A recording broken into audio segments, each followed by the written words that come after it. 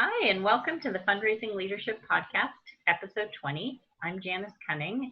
I'm here with David and Sylvia, as often I am, but we also have a very special guest this week, Liz Rejman. Welcome, Liz.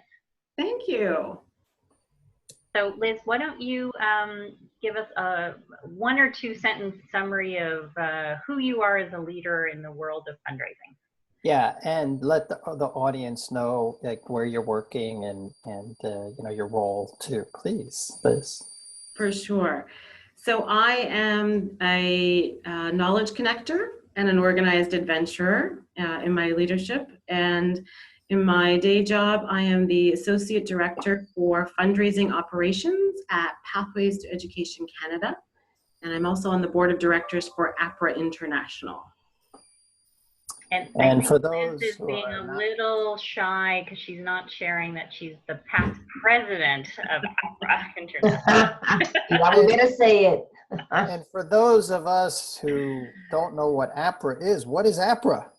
Apra is a professional association for those who work in the prospect development field within fundraising. So we are the individuals who do research, who look at metrics, who analyze data, who give you sort of the business intelligence to be competitive, to engage and inspire individuals to want to donate to your organization.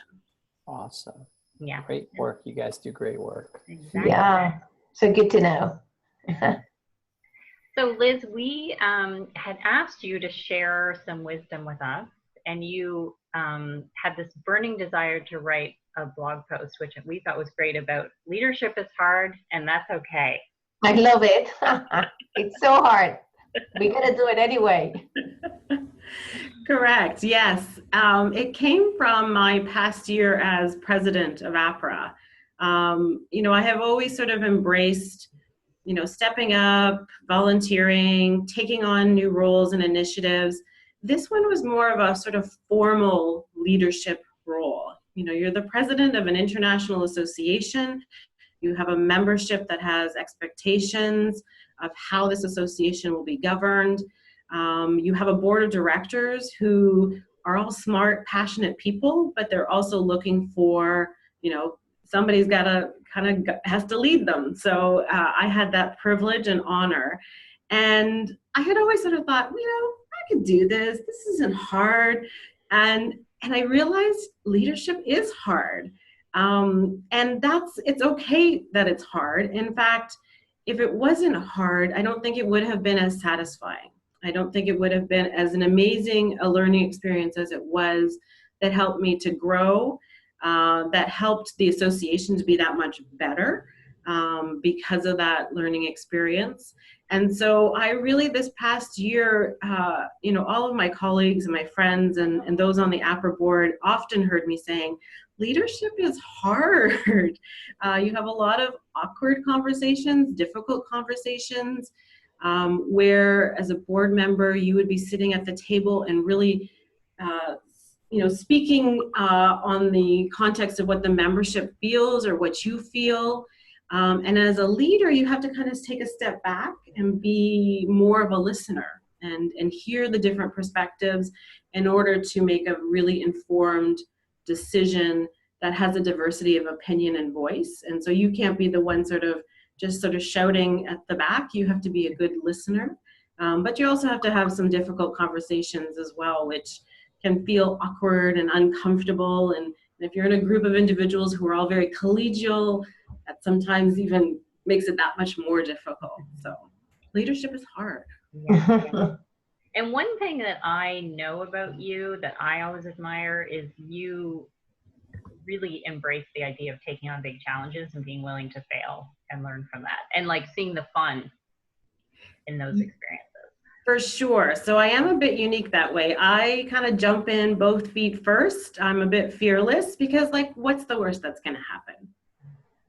And the other piece is, Janice, to your point, even though leadership may be hard and you may have had difficult conversations, if you can't find the fun and the joy in it, then what's the point of doing it? And so I really embrace that idea that though this may be hard, where can I find joy, and where can I find some learning opportunities that can bring me more joy.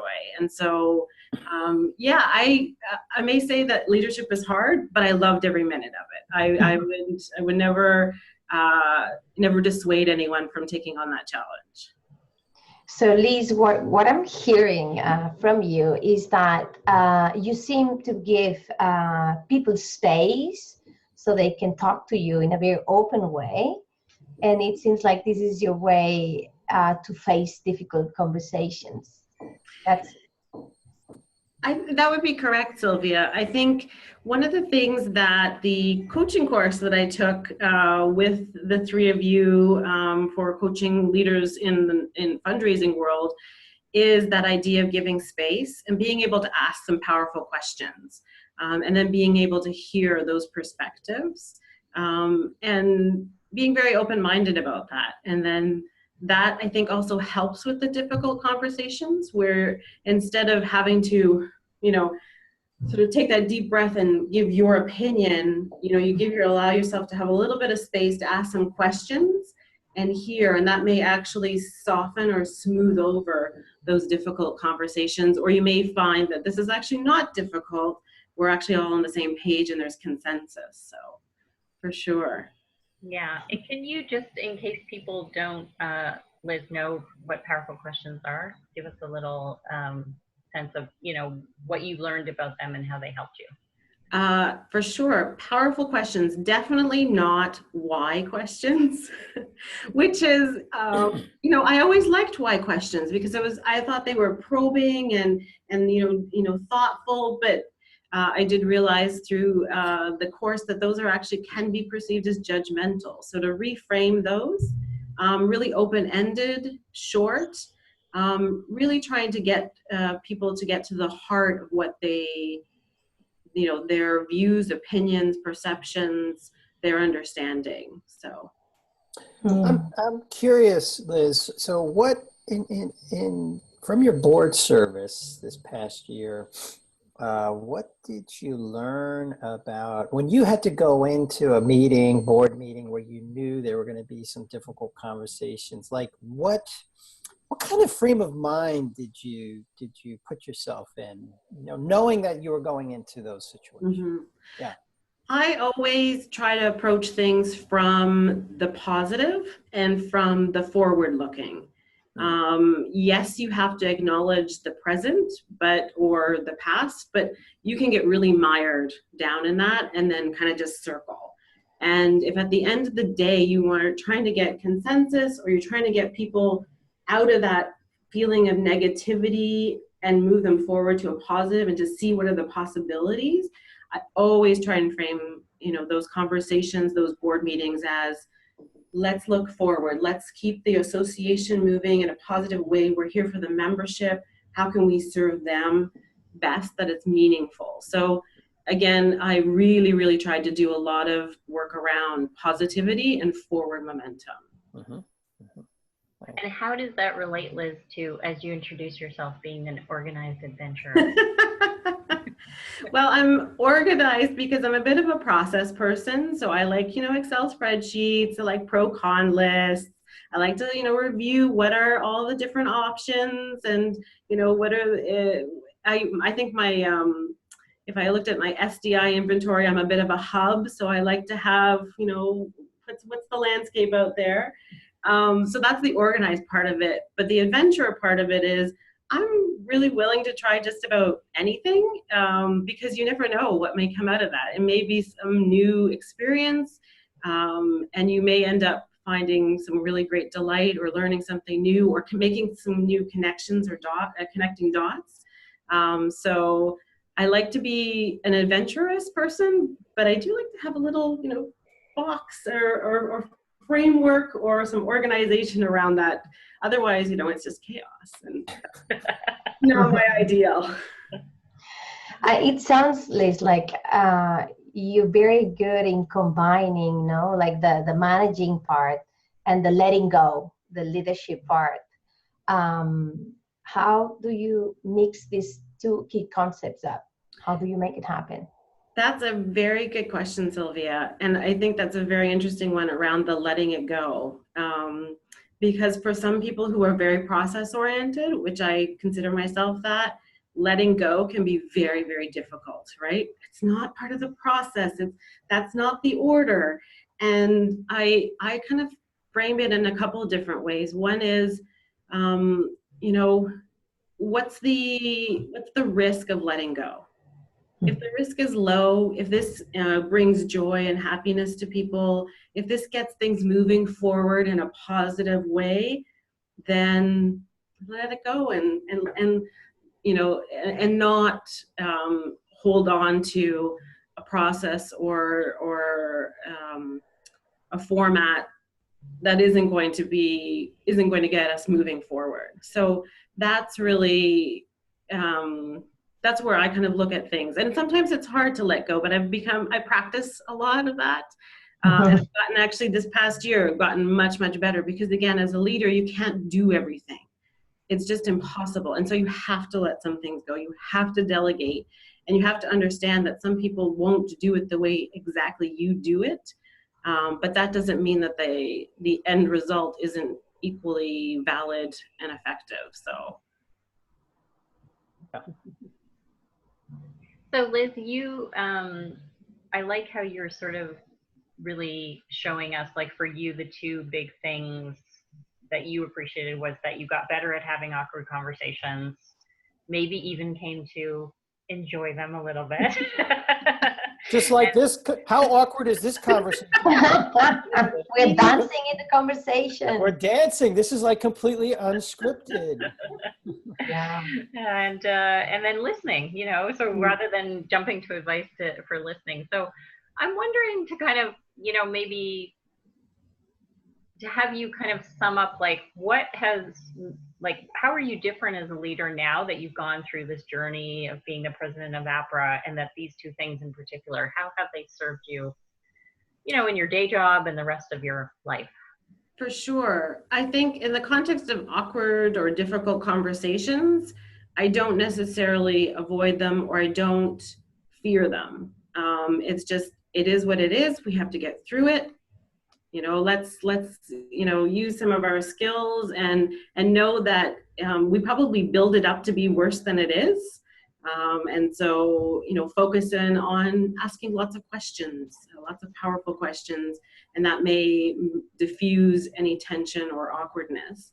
The listening part, I'm always constantly working on, because I just love to contribute. So I really visualize sitting on my hands. Why? I don't know, but that somehow helps me to just really think about listening and giving a lot of space. And also, when you see people who are not contributing, I tend to call them out and ask them, you know, please share your opinion. And so I invite them to do that a lot, because again, silence doesn't necessarily mean consent. And so you have to hear those who are usually the quietest. They usually have the most brilliant ideas. So. Yeah, silence isn't consent. That's just driving that home. Yeah, very, very nice way to say it. Yeah. You know, how many people in the room don't speak because I know they're shy, and it's good to be shy. They want to feel invited to talk, and some of us, like me, my tendency is to speak a lot, so I might be taking space of others. So we got to take responsibility of that and give space to all voices, because we all matter. So very nicely said, Liz. Thank you. So what any final words of wisdom for somebody? We're going to get you to give people something to try in a second, but if somebody's feeling like there's an opportunity, maybe a promotion at work or a volunteer opportunity, and they're scared and feeling like leadership might be too hard, what would you tell them? I would say do it anyways, because it may be hard, but the learning experience is so rewarding. It will just enrich, you know, your life that much more. And we all should continue to strive to learn. Otherwise, we kind of stagnate. So I would say jump in both feet forward. Embrace it. Go for it. Don't worry, the water temperature is fine. Exactly. It'll warm up. Exactly. Commit lots of mistakes and recover soon. Yes. To succeed again. Yeah. I don't think about mistakes. I think about them as learning opportunities. So I have lots and lots of learning opportunities behind me and ahead of me. That's how we learn. Yeah. So if you had to give the audience a challenge, Liz, what would you have them do?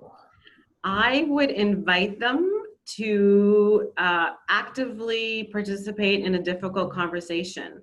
So they may be avoiding something to try and, keep things copacetic.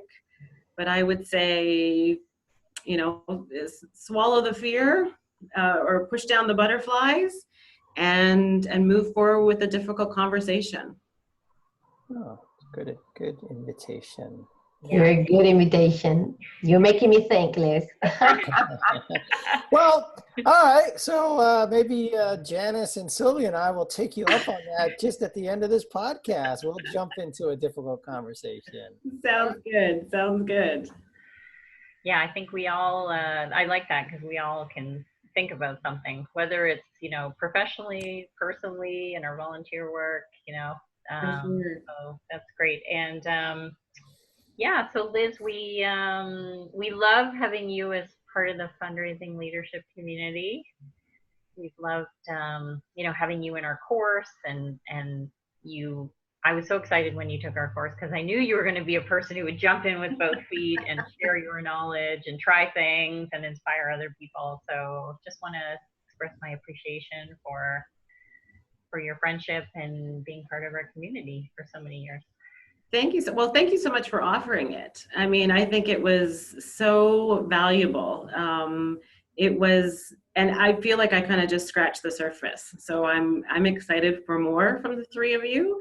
And who knows? Maybe I'll take the course again just to really solidify my learning. Who knows?